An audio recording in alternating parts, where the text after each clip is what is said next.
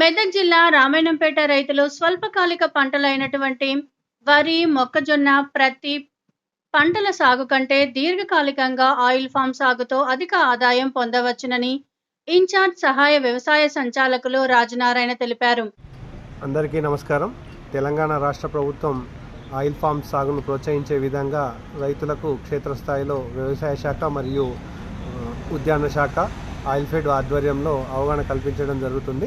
గౌరవ జిల్లా కలెక్టర్ గారి ఆదేశాల మేరకు క్షేత్రస్థాయిలో రైతులకు విస్తృతంగా దీనిపైన వ్యవసాయ శాఖ ద్వారా అవగాహన కల్పించాలని ఉద్దేశంతో ఈరోజు రామాయంపేట సహాయ వ్యవసాయ సంచాలకుల కార్యాలయం ఆవరణలో అవగాహనతో పాటు రైతులకు దరఖాస్తుల స్వీకరణ మొదలు కాబడింది. ముఖ్యంగా మనకు ఇది దీర్ఘకాలికమైన పంట. దీర్ఘకాలంలో రైతుల యొక్క ఆదాయం పెరగాలంటే ఆయిల్ ఫామ్ ఒకటే మార్గం. మనకు ఎకరాకు దాదాపుగా 57 చెట్లు పడతాయి. దీనికి సంబంధించి డ్రిప్ కానీ అదే కానీ మొక్కలకు సంబంధించి మనకు సబ్సిడీపై అందజేసేందుకు ప్రభుత్వం సంసిద్ధంగా ఉంది.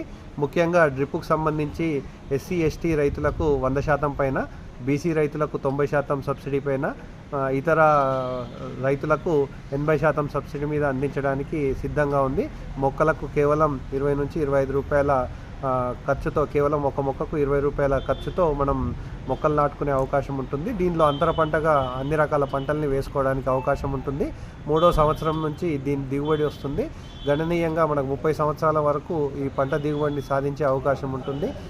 దాదాపుగా 1,00,000 నుంచి మనకు మార్కెట్లో, అంతర్జాతీయ మార్కెట్లో మంచి డిమాండ్ ఉన్న నేపథ్యంలో దీనికి ఎక్కువ ధర పలికే అవకాశం ఉంటుంది. కాబట్టి రైతులందరూ కూడా ఆయిల్ ఫామ్ సాగును వేసుకోవాల్సిందిగా కోరుతున్నాం.